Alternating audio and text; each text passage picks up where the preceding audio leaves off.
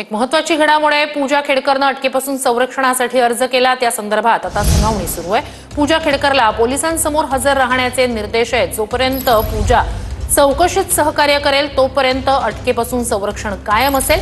दिल्ली पोलिसांकडून पूजाच्या कोठडीची मागणी केली जाते। कोठडीत चौकशीची आवश्यकता नाही असं म्हणत पूजा खेडकरच्या वकिलांनी हा युक्तिवाद केलाय। तर पूजाचा अटकेपासून संरक्षणासाठी अर्ज आहे। त्या संदर्भात सुनावणी सुरू। दिल्ली पोलिसांकडून पूजा खेडकरच्या कोठडीची मागणी आहे।